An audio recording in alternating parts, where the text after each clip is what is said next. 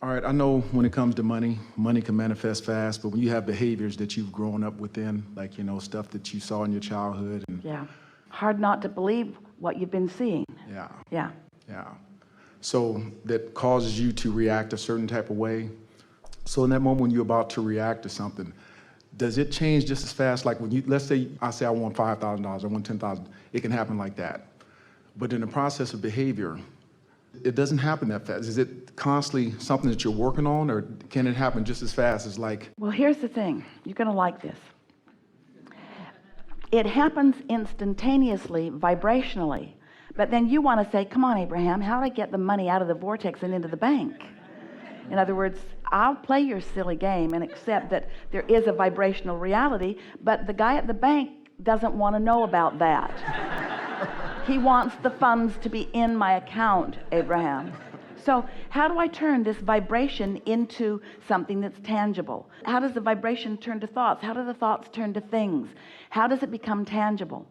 Well, you're translating it. You're going to hear this. It's going to make perfect sense to you, and forevermore you will understand exactly the heart of your question. So there is this vibrational currency.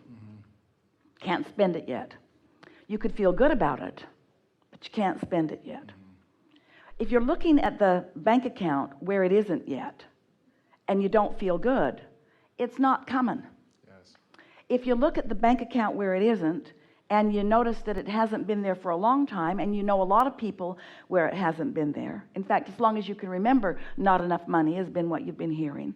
Then it's not coming. Not yet. It's there. The potential is there. But the movement toward the reality has not really begun. Now, once you get in the right vibration, it comes really fast. But as long as you stay not in the right vibration, then it doesn't come. So the timing has nothing to do with anything except your mood about it.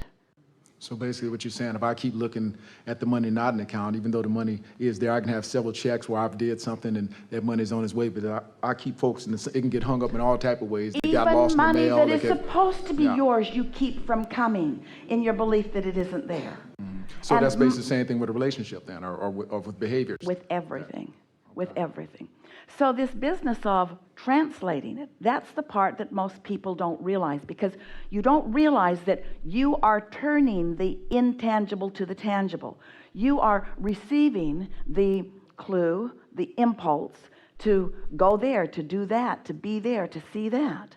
In other words, we told the story yesterday that Esther woke up thinking about Mark Twain books, and there's one in particular that she adores, and she ordered the whole set so that she could read Recollections of Joan of Arc.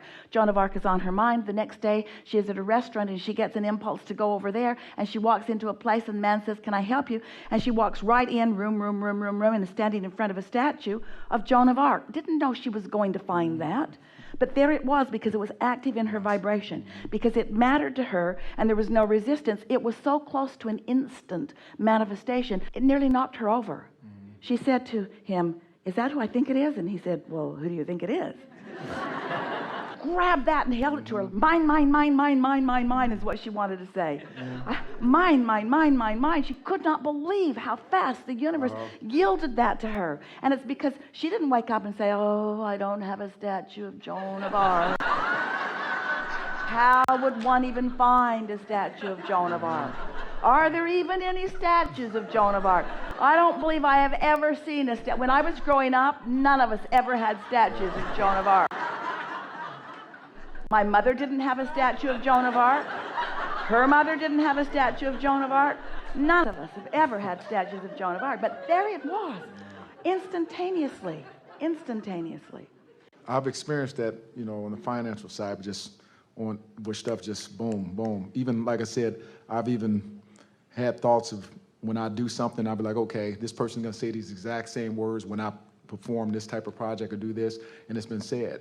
But just, I guess, the momentum in the other areas of, trying to change my behavior and different things that have happened is probably what I keep focusing on and not focusing on the other part of what actually is, the now. It's really helpful when you do exactly what you're doing right now.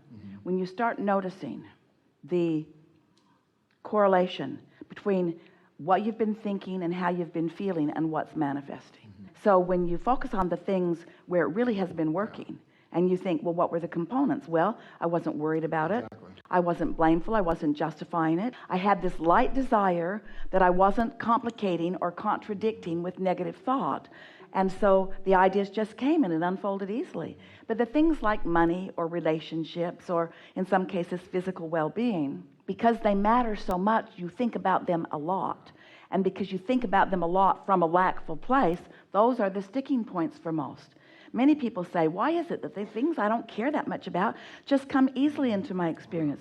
But the things I really care about, it takes a longer time. And we say, because the things you really care about, you think about too much from the point of view of not having. The other day it occurred to Esther, she began a conversation about something unwanted, focusing on something not wanted. And the thought just came into her mind because she wasn't far in. I really want closure on this, which means close your mouth. In other words, stop talking about things from that standpoint that doesn't feel good. And you'd be surprised how, if you don't talk about it, if you've got people that are willing to talk with you about the things you don't want, then you're in trouble. If you've got somebody that will really lend an ear to your complaining, if you want to be a really good friend to others, say, oh, no, I'm not going there with you. Oh, no. And you only have to do that about 100 times and they stop doing it.